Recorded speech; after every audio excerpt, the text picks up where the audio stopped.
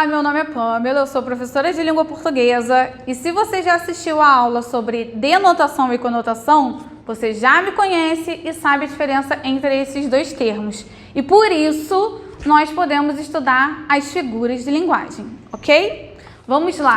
Para começar, o que são figuras de linguagem? Figuras de linguagem, nós utilizamos a linguagem figurada, ou seja, a linguagem conotativa. Vamos observar um exemplo que está na apostila de vocês? Fabiano tem muita cara de pau em aparecer aqui depois de tudo que ele fez. Observe essa expressão aí, cara de pau. Vocês acham mesmo que a pessoa quis chamá-lo de cara de madeira? Claro que não, né? Neste caso, cara de pau assume o sentido de atrevido, abusado, ousado. Agora que nós já conhecemos e sabemos por que utilizamos as figuras de linguagem, nós vamos analisar alguns exemplos que estão presentes na apostila de vocês.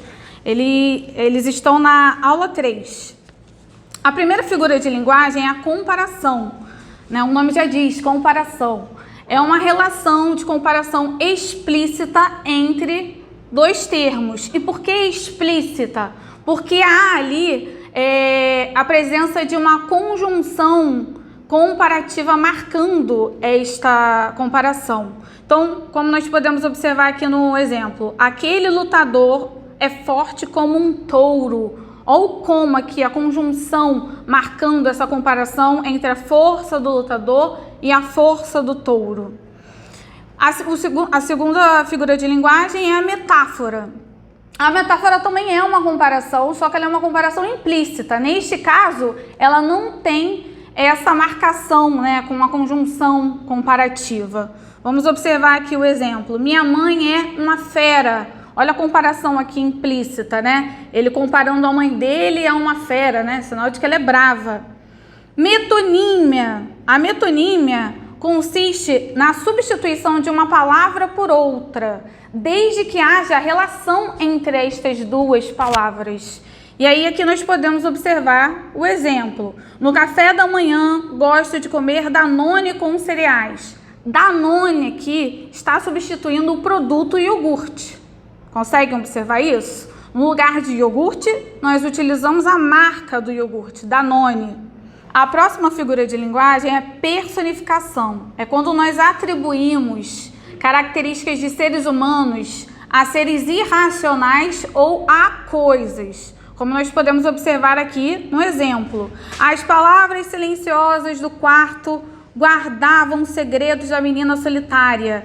Olha a gente atribuindo características, né? Seres humanos, silenciosas, guardar segredo a palavras, que é uma coisa.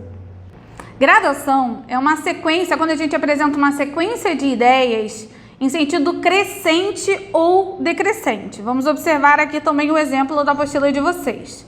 A professora ficou furiosa, tremeu, bufou, gritou. Observem aqui a gradação, né, de ideias. Primeiro ela tremeu, depois ela bufou e por fim ela não aguentou e gritou.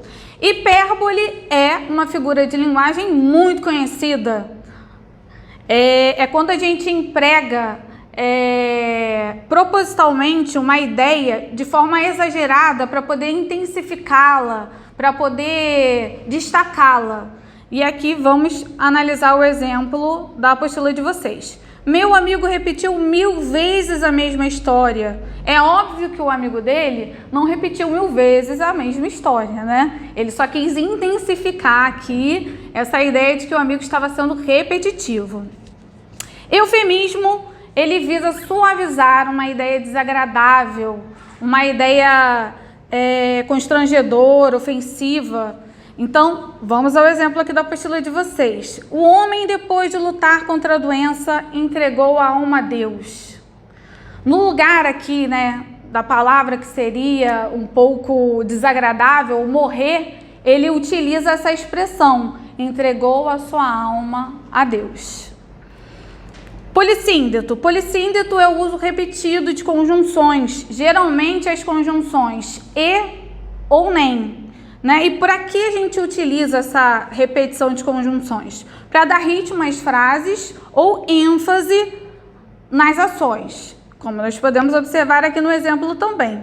Pedro é um homem esforçado, trabalha e trabalha e trabalha dia e noite. Observem o E aí, dando ênfase a essa ação de trabalhar, né, do Pedro trabalhar. Anáfora é repetição de uma palavra ou expressão no início de um verso ou de uma oração. Como nós podemos observar aqui, no exemplo, era um ser sem importância, era fraco, simples, era ele. Nós temos a repetição aqui do era, né, no início de todas as orações. Espero que vocês tenham compreendido o conteúdo. Bons estudos e até mais!